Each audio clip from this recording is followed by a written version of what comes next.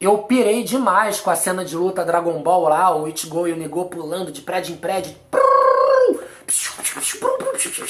Sabe? Puta, essa é a luta de Kamen Rider que eu sempre quis ver e nunca vi. Ah, mas não tem nada a ver com o que fizeram lá atrás. Meu caro, não tem nada a ver com o que fizeram lá atrás porque esse recurso simplesmente não existia.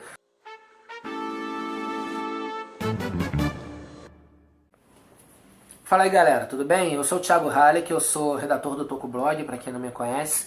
Eu escrevo aí vários dos artigos que vocês leem no site, junto com o Ivan e o resto do pessoal. Hoje eu tô aqui para falar sobre Shin Kamen Rider, esse filme que tá dividindo opiniões. Você vê que tem assim uma galera achando maravilhoso, tem a galera achando que é um lixo, tem uma parte do pessoal que acha qualquer coisa, tem outros que estão totalmente confusos, sem saber o que pensar, e eu acho isso, inclusive, muito compreensível, considerando que se trata do filme do Hideaki Anno, que é um cara muito louco. É o, né, para quem não sabe, é a mente por trás de Neon Genesis Evangelion, um dos animes, mangás, enfim, mais difíceis, né? É, e cheios de subtextos e subjetividades e enfim. Não é uma coisa para você assistir ou ler levianamente só para distrair a cabeça, que, enfim, né, é um outro tipo de proposta, né? Então eu não esperava menos de um filme feito por ele, de um Kamen Rider feito por ele. Esse vídeo, na verdade, ele tá um pouco atrasado, ele nem ia ser feito, mas aí a gente resolveu fazer. O filme saiu já tem mais de uma semana aqui, mas até aí também, o filme também tá atrasado, era pra ter saído em 2021, só saiu agora, em 2023, então se o filme atrasou, por que eu não posso me atrasar também? Vou atrasar mesmo, é isso aí, ninguém manda em mim. Estamos aí. Mas vamos lá, resolvi falar sobre esse filme justamente porque tem dividido opiniões e eu tenho visto todo tipo de crítica positiva e negativa a respeito dele, e eu resolvi comentar essas coisas e fazer isso dividindo em alguns pontos, né? Então, vamos lá? Kamen Rider é um personagem criado nos anos 70 pelo Shotaro Shinomori, que é um dos artistas mais importantes do Japão em termos de mangá, tokusatsu, cultura pop. A obra dele é vastíssima, super influente, ele tem uma relevância extrema para basicamente tudo que a gente consome de mangá, anime, principalmente tokusatsu hoje em dia. E a influência dele também se estende para fora do Japão, porque muita coisa da cultura pop ocidental também bebe da fonte do Ishinomori. Então, assim, o cara é foda, é pica das galáxias, já falecido, mas a obra dele repercute até hoje. Tanto que a gente tem um Kamen Rider por ano saindo, e Super Sentai, que também é uma franquia que ele iniciou, enfim. Kamen Rider é provavelmente uma das principais obras, dentre tantas que esse cara criou. E aqui a gente tem no Shin Kamen Rider um remake, uma repaginada, uma releitura, como preferir, do Kamen Rider clássico, do primeirão, de 71. Esse é um personagem que ele possui várias origens diferentes, de certa forma. Porque, como assim? Cara, ele tá presente em várias mídias, em vários veículos diferentes, né? Talvez a versão principal dele, mais conhecida, mais difundida, seja a série de TV dos anos 70, que teve 91 episódios e é considerada a principal. Mas, paralelo a isso, também tem o mangá, tá longe. Eu ia pegar pra mostrar, mas tá longe. Tem o mangá que saiu paralelo à série, ao mesmo tempo, só que contando a história sob uma outra perspectiva. Tem outros mangás que saíram também, contando e recontando essa história de outras formas. tem os filmes de 2000 e pouquinho, não lembro agora ao certo os anos, mas são um pouco mais recentes. Kamen Rider The First, que é um remake também da série, e a sua sequência Kamen Rider Next. Enfim, inúmeras versões, e fora que depois que a Toei meteu multiverso em tudo, virou festa, né? Então, assim, sempre vai ter uma versãozinha, um episódio, um não sei o que aparece que é diferente, como por exemplo aquele filme que aparece o ator original com uma armadura toda diferente e tal, revisitando o personagem, mas que deixa meio subentendido que não é o Kamen Rider da série de TV, é ainda uma outra versão, afinal de contas está com outro uniforme e tal, enfim.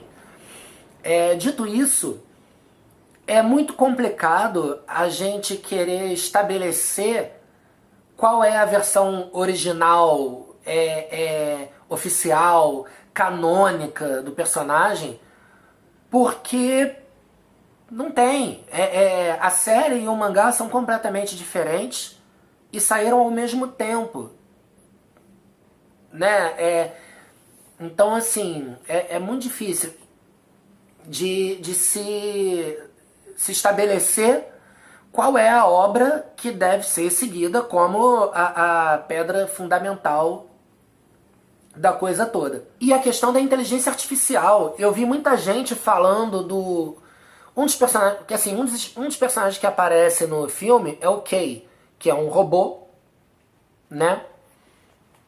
Com uma inteligência artificial avançada, e ele não faz nada além de observar a humanidade. Parece até aqueles vigias da Marvel, né? Que são aqueles cabeçudos lá, que eles têm poder para fazer tudo que eles quiserem, e eles não fazem nada porque a função deles é somente observar o desenrolar dos fatos, né? E o Kei, nesse filme, ele aparece com esse papel. Observar a humanidade e aprender sobre ela. Então ele realmente não acrescenta muito de forma objetiva a trama. O filme poderia acontecer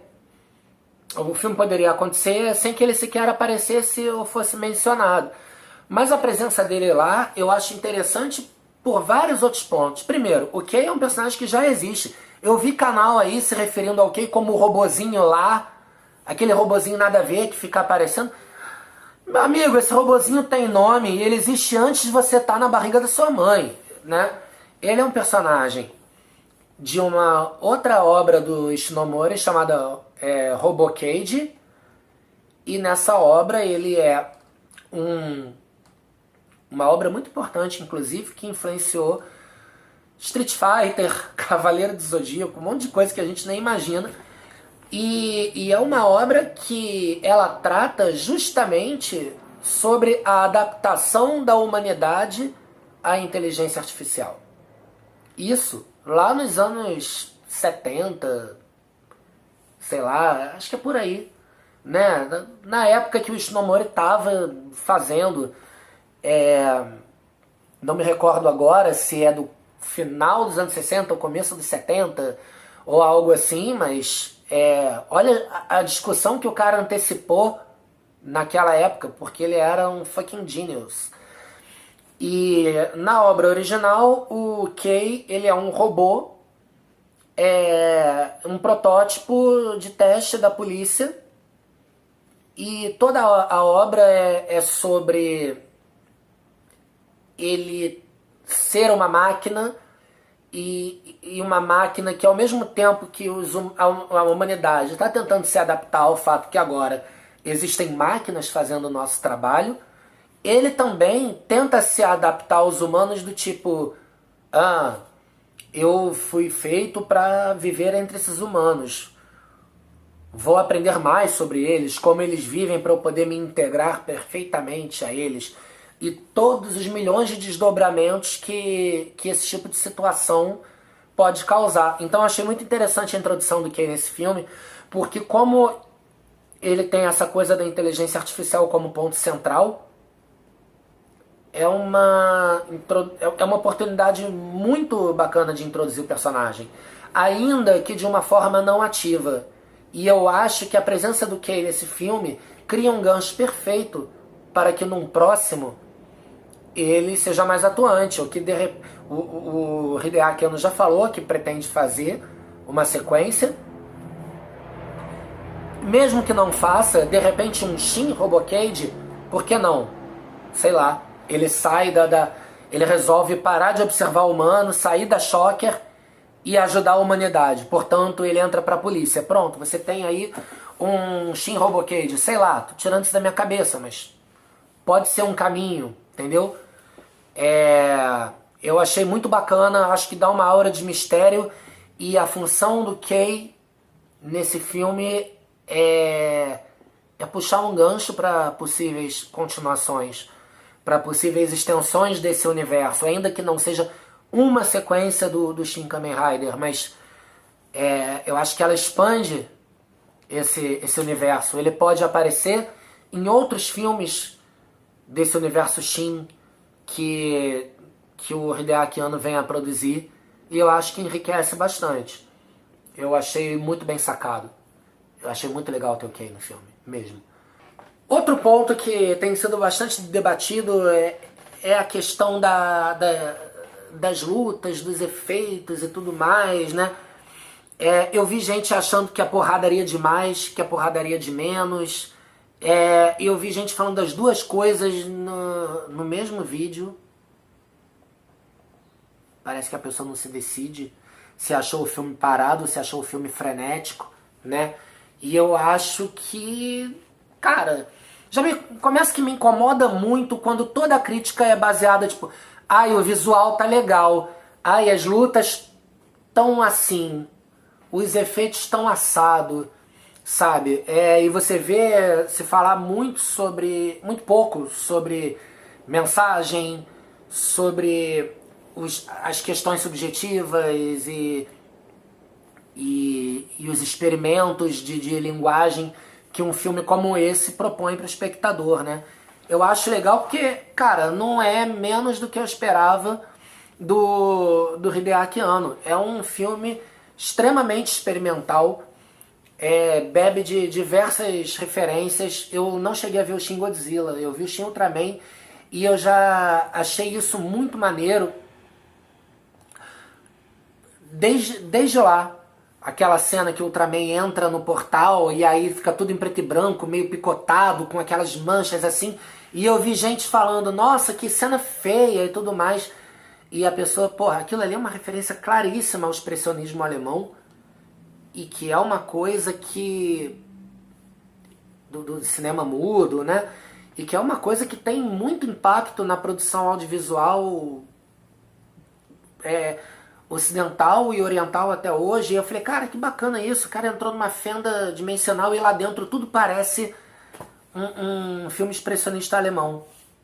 Porra, que foda, que aula de cinema, sabe? E olha que eu nem sou, tipo, cineasta, crítico de cinema nem nada. E justamente por isso, por acaso conhecer, porque eu gosto, eu falei, porra, maneiro, não esperava. Não esperava esse Ultraman entra num portal dimensional e de repente ele tá dentro do gabinete do Dr. Caligari. E no Kamen Rider, no Shin Kamen Rider, ele entrega muito mais desse experimentalismo. Eu acho que qualquer pessoa um pouco mais ligada em cinema mesmo, ou que por acaso seja familiarizada com alguma das estéticas que ele aborda no filme, quando esbarrar o olho, vai olhar isso e vai falar, puta, que foda, que sacada genial.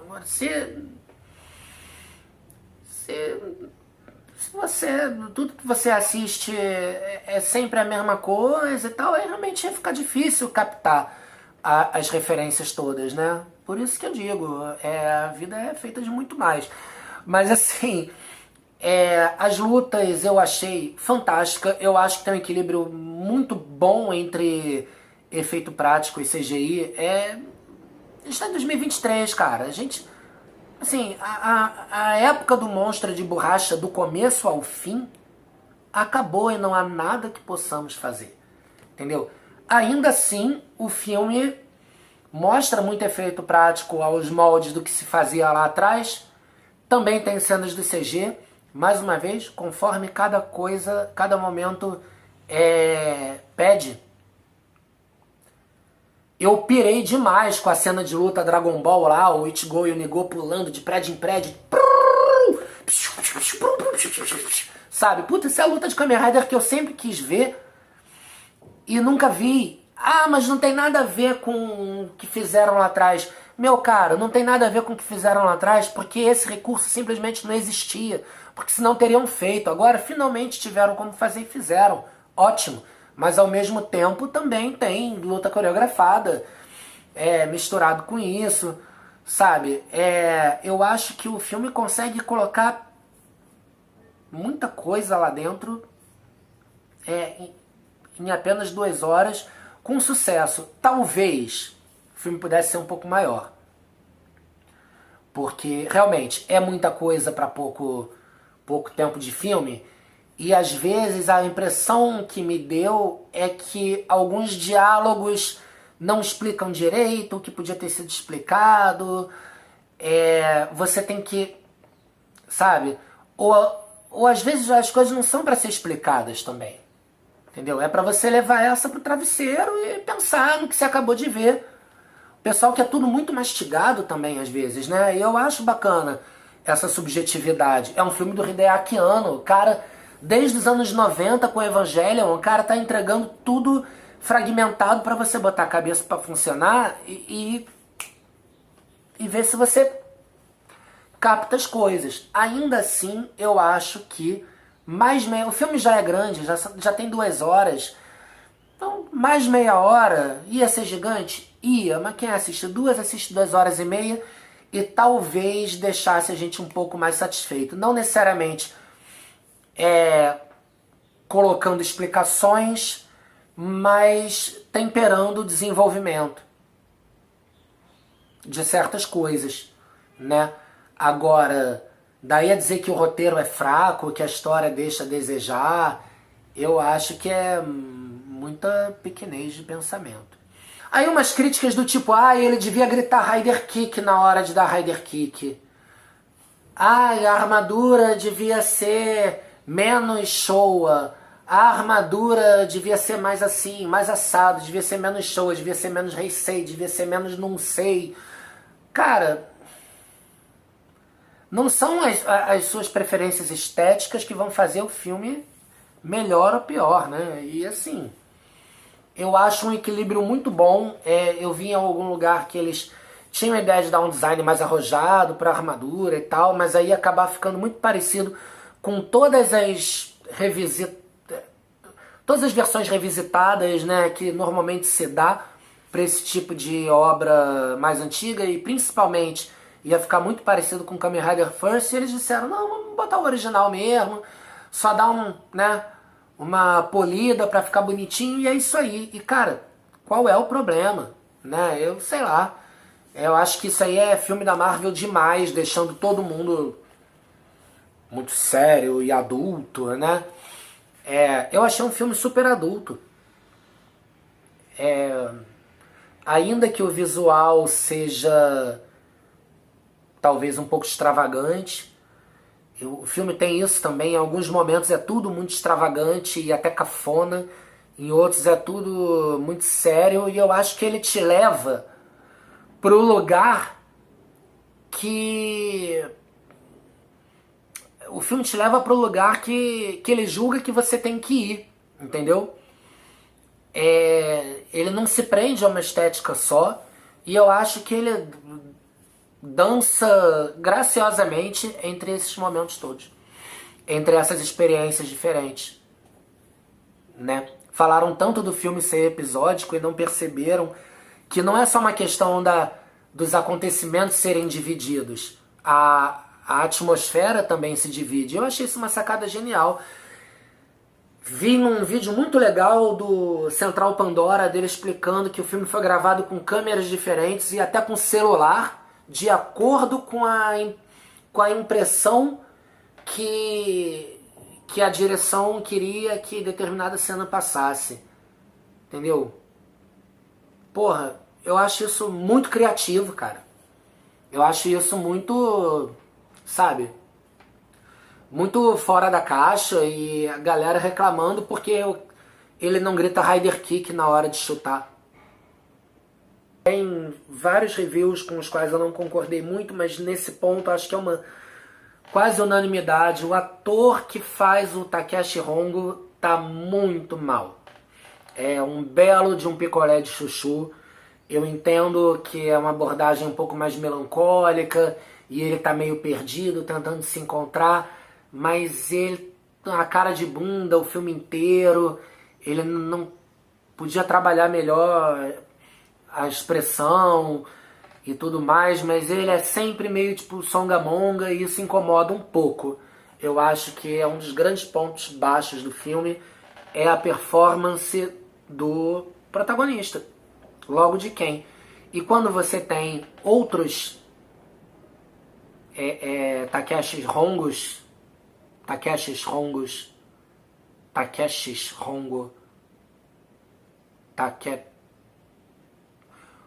outros tipos de Takeshi Hongo mostrados anteriormente,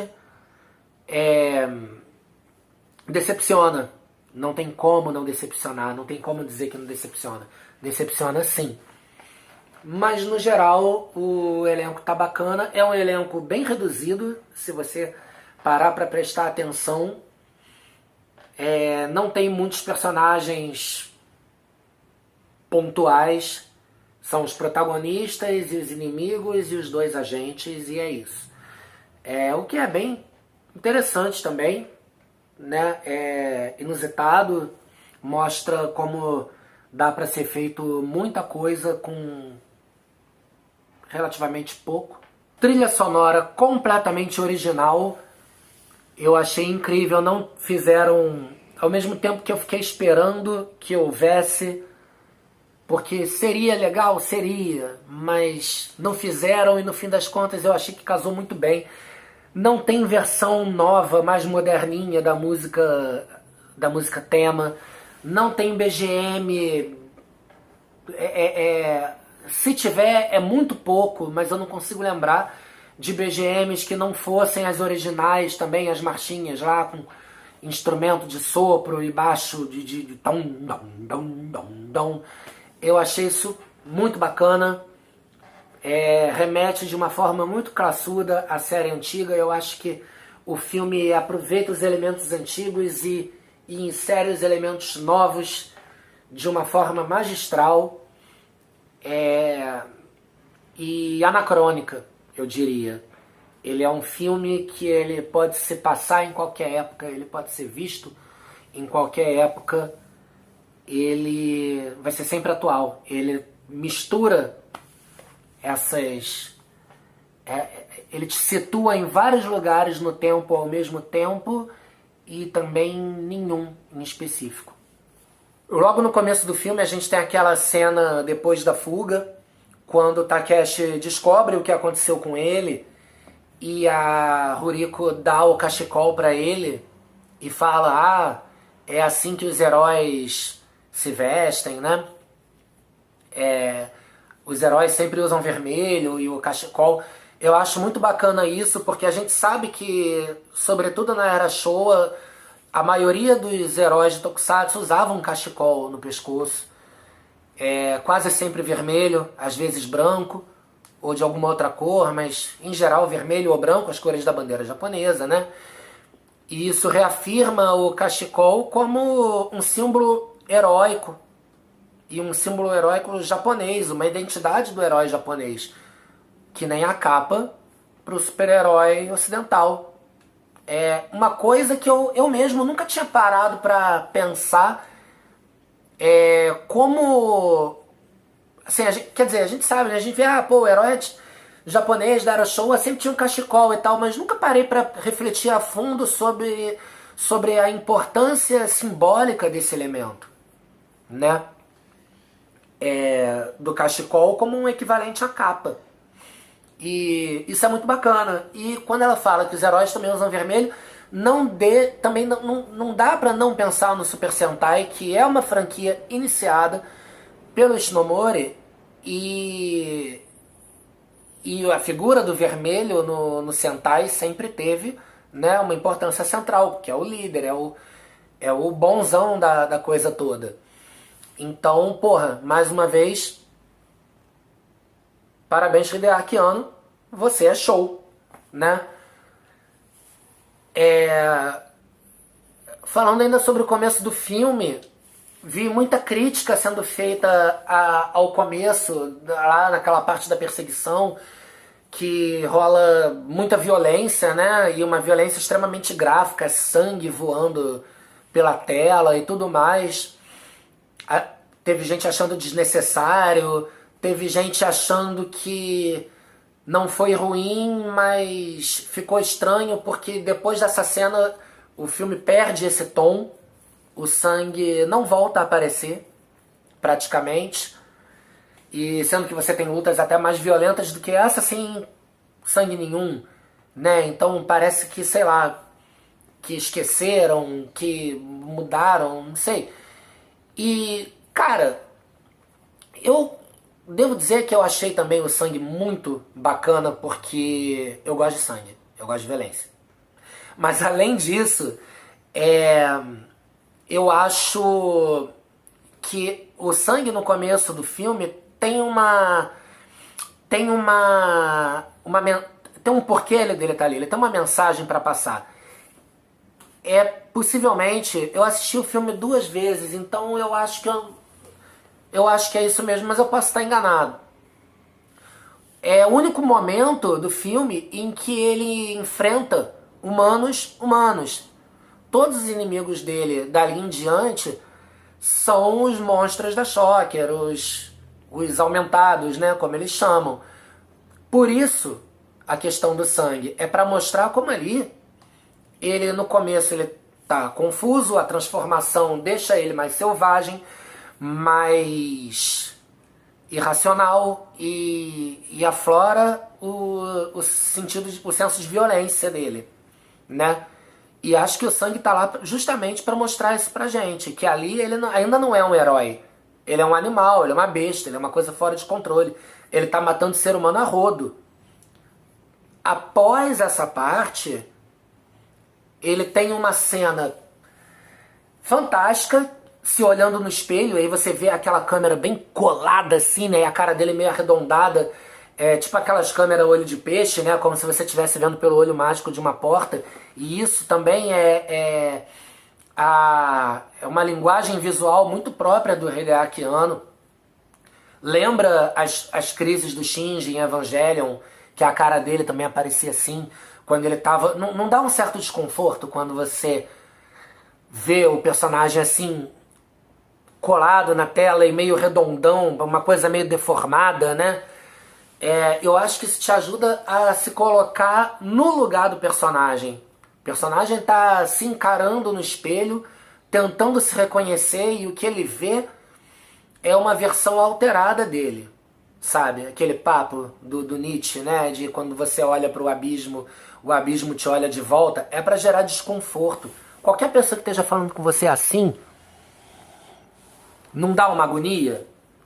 Então eu acho uma sacada visual muito bacana. E aí, a partir dessa parte, que é ele em crise, ele se deparando com o que ele se tornou, e posteriormente a explicação do professor Midorikawa e da Horiko sobre realmente quando ele se transforma, ele aflora o lado selvagem, parará.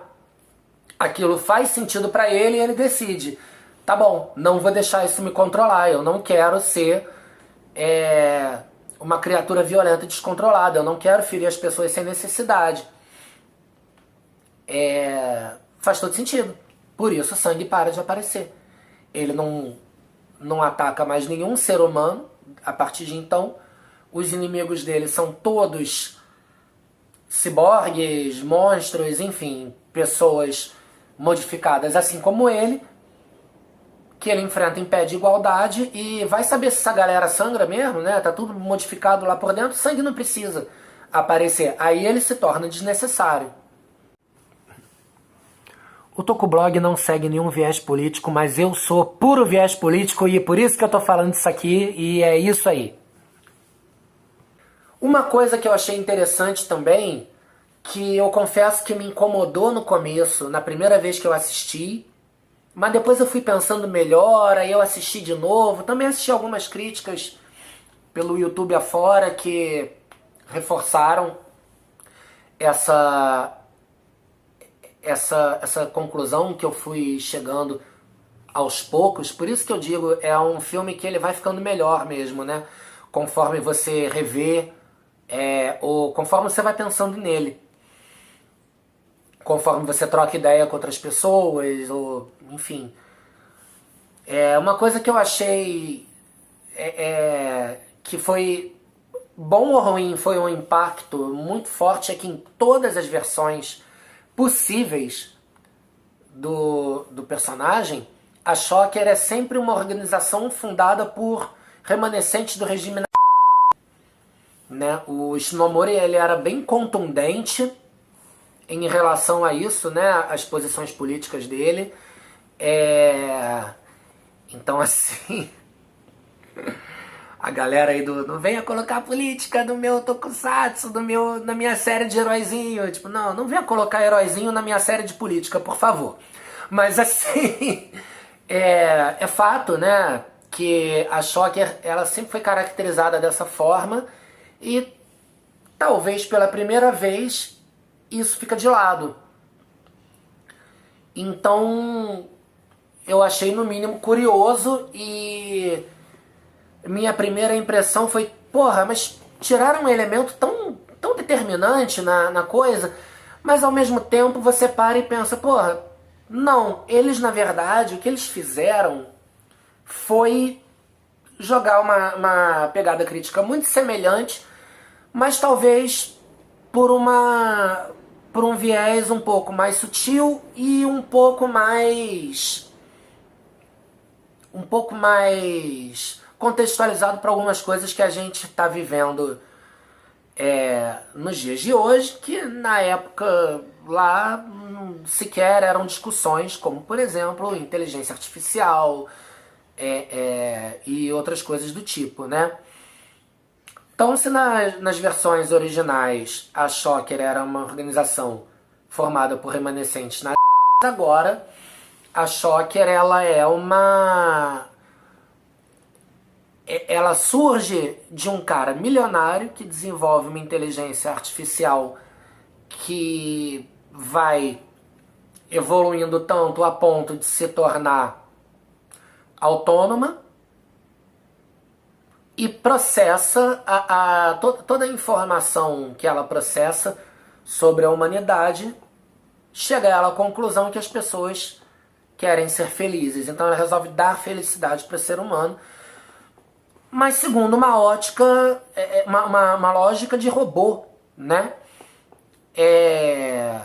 Uma coisa meio assim que desconsidera subjetividades e entrega um resultado pronto, meio tosco, né?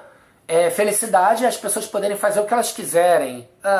Tá, mas e se o que elas quiserem não for bom? Essa inteligência não considera isso.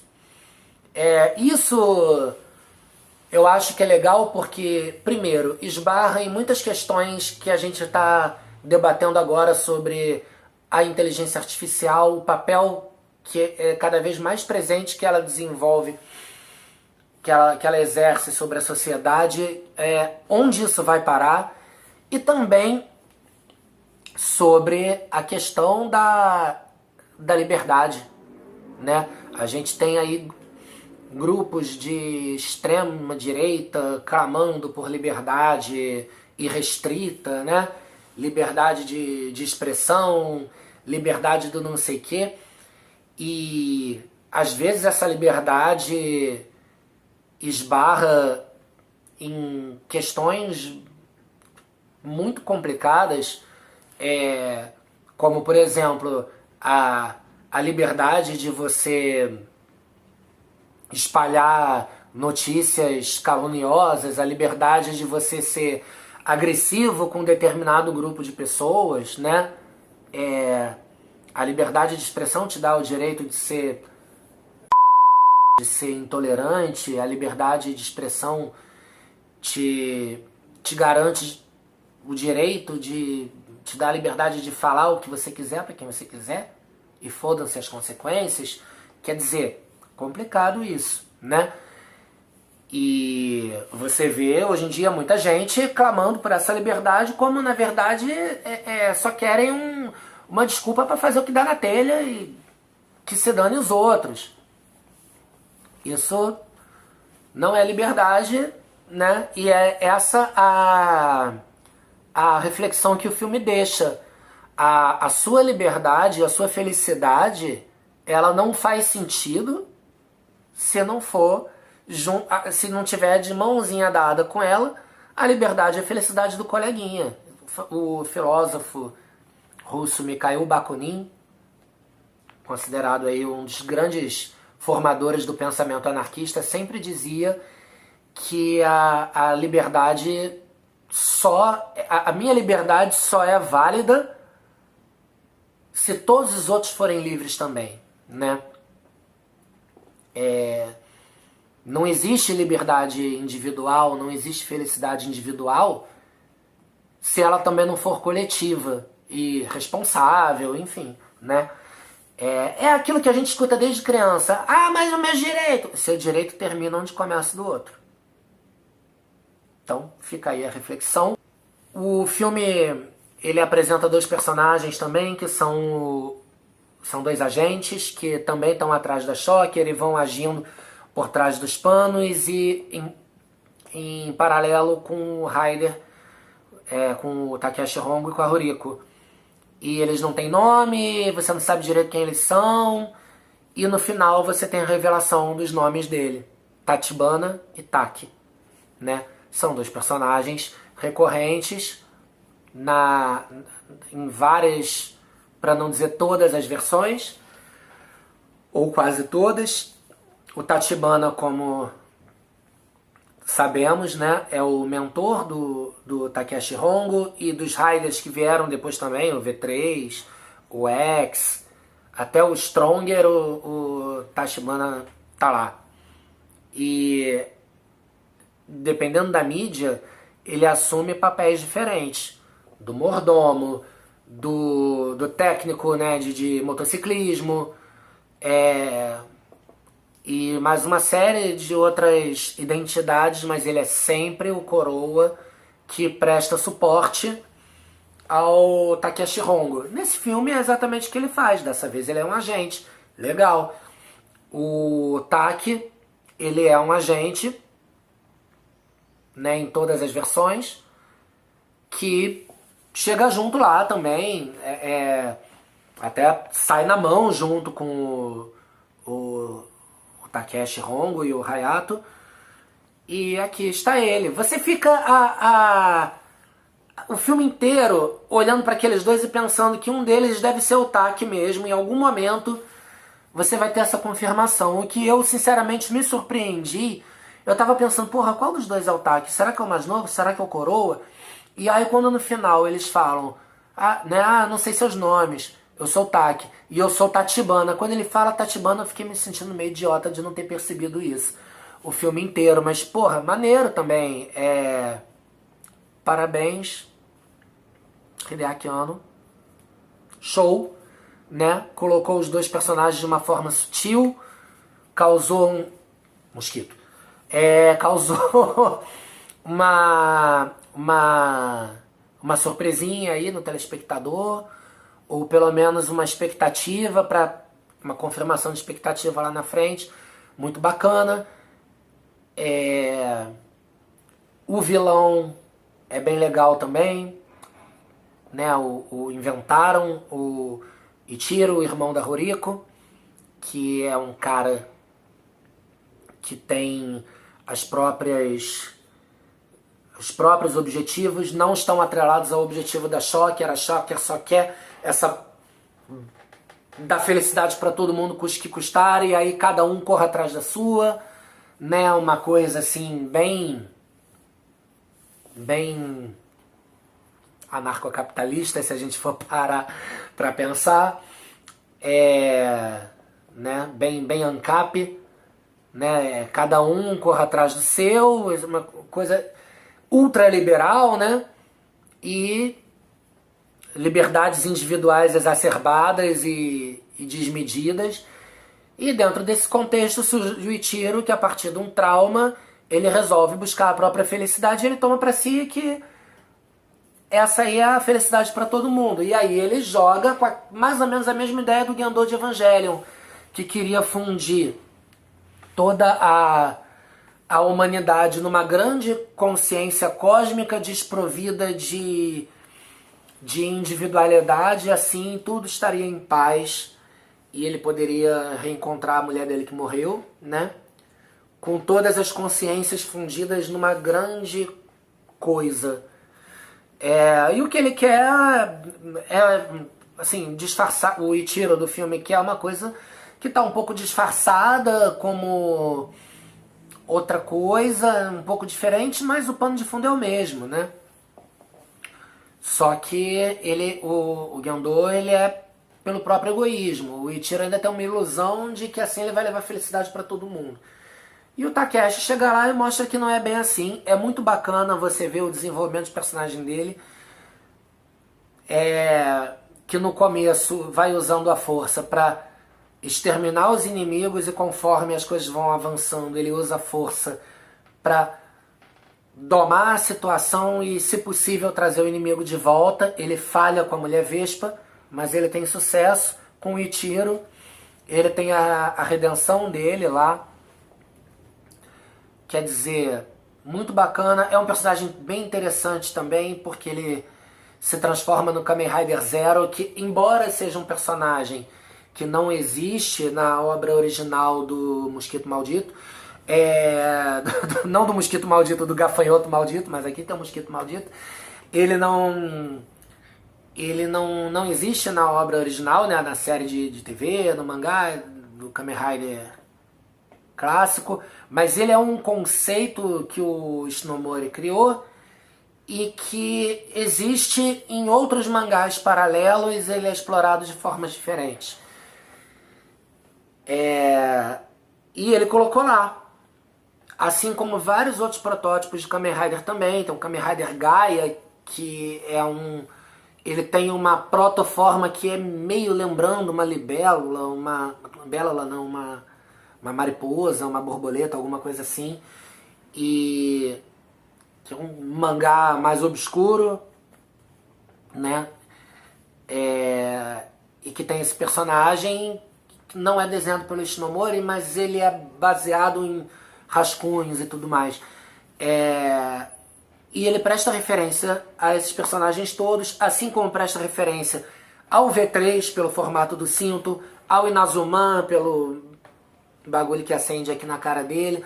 Cara, o filme tá repleto de referências a obras do Ishinomori, além de Kamen Rider, e isso também é muito louvável. Elas são sutis, e se fosse colocar todas elas como elementos determinantes para o filme, não ia caber. Então, joga aquelas coisinhas lá, quem sabe, sabe, quem viu, viu, quem não sabe, viu, mas não sabe, quem viu, talvez não saiba, mas viu, e é isso. Já que, né, assim, para comentar esse aspecto da performance, né? Gostei da roupa, não gostei do visual da luta, do efeito. Puta, a gente tem uma luta final muito foda, muito bonita, muito performática, né? Aquele lance do balé e tal. Vi um review muito bacana do Quadris na Sarjeta, em que ele fala sobre como esse filme bebe da tradição do teatro japonês, em que a performance ela transmite mais do que a história em si, né? É a força das imagens. E eu acho que Tokusatsu é isso, né? Tokusatsu sempre foi isso. Sempre teve raiz no teatro de bonecos e no kabuki, no, né? Você assiste uma peça de teatro, cara, é espuma, é alegoria, ou um desfile de carnaval, né? É boneco, mas aquilo passa as impressões que precisam ser passadas. E o Tokusatsu ele é muito feito principalmente nas suas origens. E o Tokusatsu, principalmente no começo, ele tem muita referência a isso. E é por isso que os efeitos, mesmo quando ruins, precários, né, eles funcionam tão bem e a gente gosta tanto. Então tem tudo a ver essa questão da força das imagens, da performance acima de certos requintes de roteiro. Eu acho que o Hideaki Anno compreende isso muito bem e ele extrapola essa ideia a níveis muito ousados e poderosos. Poxa, eu realmente eu acho que fica difícil para mim fica muito difícil compreender certas críticas vindas, né, da galera que curte Tokusatsu, anime, que conhece o trabalho do Hideaki Anno, porque é exatamente o que se esperar de uma obra como essa. E eu acho que entrega muito mais. Eu não vi o Shin Godzilla, mas eu vi o Shin Ultraman. Eu acho que, embora o Shin Ultraman entregue, Shin Kamen Rider entrega muito mais. Né? É uma coisa cabeçuda. Você não assiste um filme do Hideaki Anno esperando menos do que um negócio cult cabeçudo para você parar, pensar. E assim, diálogos meio apáticos e ao mesmo tempo profundos sobre coisas que... Cara, tem um diálogo do café no Shin Ultraman, logo no começo, que eu acho, assim, uma das melhores... O que é o Hideaki Anno resumindo em uma simples cena de pegar cafezinho no trabalho, né? Mas aqui em Shin Kamen Rider você tem bem mais essa questão do existencialismo, da filosofia, do que é o que são as coisas, né? Quem somos nós, para onde vamos, o que nós estamos perseguindo, o que significa realmente um objetivo e a forma como a gente persegue eles. Supimpa. Eu que já vi Evangelion 300 vezes, eu achei uma ótima forma assim, eu achei ótimo assistir uma outra obra com um viés parecido, né, e que joga esses temas todos, essa ideia toda, sem precisar ver tudo de novo. Né, e ao mesmo tempo tendo uma experiência nova. E da mesma forma, eu que amo o Kamen Rider em geral e já assisti a série original aí algumas vezes, já li o mangá, já vi os filmes lá atrás, como também repetir a experiência, mas sob uma nova ótica. Perfeito. Então, galera, é isso. Espero que tenham gostado. Longe de mim querer, tipo, bancar o puta crítico, porque em nível de blá blá blá blá blá blá, como é que é o monóculo? Não, pois em nível de arte e subjetividades e contextos, não é isso, mas, porra, sei lá, falar um pouco mais sobre o que a obra realmente tem a oferecer, para além de um simples blá blá blá, né? Como vi muitos canais, muitas críticas, muitas pessoas levando a crítica e a análise para esse lado, que de analítico não tem nada, e vi outros que até me serviram de inspiração para falar muita coisa que me ajudaram a refinar aí minha percepção sobre essa obra. Mas enfim, inclusive fica aí a dica, assistam, e assistam mais de uma vez, porque a sua percepção pode mudar ou evoluir. E assistam também a série antiga. Eu sei que 91 episódios é muita coisa, mas é bacana, é divertida, é bem interessante, e vendo assim, de cabeça aberta, você vê que é uma obra bem mais madura do que se espera, sobretudo para a época que foi feita. E leia o mangá, que é curtinho, tá lá na Amazon, 3 volumes só. Valeu, galera!